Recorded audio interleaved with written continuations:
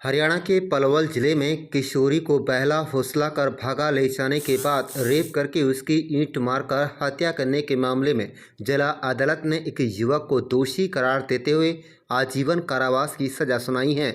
जिला अतिरिक्त सत्र न्यायाधीश प्रशांत राणा की फास्ट ट्रैक कोर्ट ने ये सजा सुनाई है।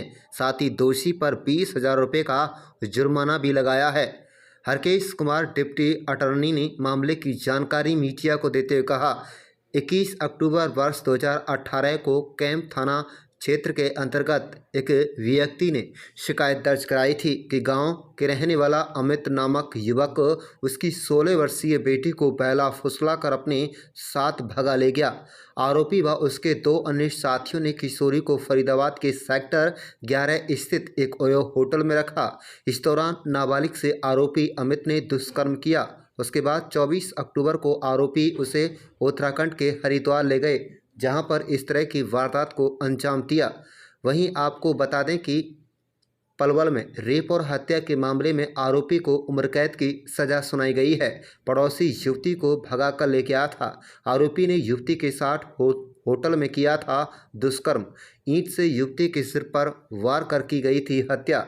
हत्या के बाद शव हरिद्वार की गंग नहर में फेंक दिया गया था। आप देख रहे हैं पलवल ब्यूरो रिपोर्ट। उस विक्टिम को 21/10/2018 को जो आरोपी है अमित सन ऑफ रघुवीर, वो इसको अपने साथियों के साथ यहाँ गांव से अगवा करके ले गया था और इस लड़की को फरीदाबाद सेक्टर 11 ओयो होटल में 4 दिन तक रखा था। उसके बाद फिर इसको हरिद्वार में रखा एक रात। हरिद्वार के बाद 27/10/2018 को ये अक्यूज जो अमित, जिसकी आज लाइफ इम्प्रिजनमेंट हुई है, ये उस समय अकेला था 27/10/2018 को। तो ये क्रिस पैलेस होटल रुड़की में इसको लेके आया सुबह। तो ये सुबह 6 साढ़े 6 बजे ये वहां पे पहुंचे हैं और 9:30 बजे के लगभग वहां से फिर ये चले गए उस होटल से। उसके बाद इसने जो गंग नहर हरिद्वार का वो है, इस लड़की को कहीं गंग नहर के पास झाड़ियों में ले जा करके, जो सीमेंटेड टाइल होती है, अकेले में ले जा करके इसका मर्डर किया है। इसके सर पे काफी वार किए हैं सीमेंटेड ब्लॉकिंग टाइल से और इसका मर्डर करके वहां से अपने जो कपड़े वगैरह जो पहने हुए थे वो गंग नहर में या नदी में कहीं भी उसको फेंक करके ये पलवल में रात को 9-10 बजे पहुंच गया है। पलवल में आने के बाद फिर ये इधर उधर अपने छिपा रहा। 5/11/2018 को इसने खुद पलवल इलाका मजिस्ट्रेट की कोर्ट में अपने आप को सरेंडर किया। तब पहली बार इस केस के बारे में ये पता चला कि इस लड़की का मर्डर हुआ है। तब इसने माना था कि भाई मैंने इसको ऐसे ऐसे मारा है। तो पुलिस ने फिर इन्वेस्टिगेशन की, हरिद्वार इसको लेके गए, इसकी जो कन्फेशनल स्टेटमेंट थी वहां ले जाकर के फिर जब लोकल पुलिस स्टेशन और हॉस्पिटल वगैरह में जांच पड़ताल की तो वहां पे पाया कि जो हरिद्वार की पुलिस है, ज्वालापुर पुलिस थाने की, उसने 3/11/2018 को एक लावारिस डेड बॉडी को रिकवर करके और हॉस्पिटल में डिपॉजिट प्रिजर्व रखवाया हुआ था।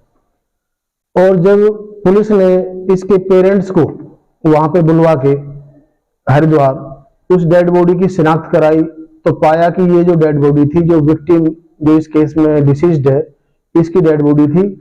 उसके बाद इस केस की परतें खुलनी शुरू हुई। तो फिर ये सारी जगह पुलिस ने जब तफ्तीश की तो फरीदाबाद रखने वाली बात और हरिद्वार रखने वाली बात और ये कैसे कैसे किडनैप की, सारी कहानी ये पुलिस की तफ्तीश में सामने आई। इसमें 21/10/2018 को दोषी अमित सन ऑफ रघुवीर मृतिका को शादी के बहाने बहला-फुसला कर ले जाता है।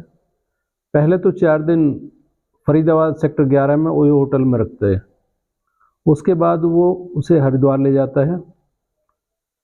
हरिद्वार में उसके साथ गलत काम करता है, फरीदाबाद में भी गलत काम करता है, रेप करता है उसके साथ। उसके बाद वो ऋषिकेश रुड़की ले जाता है।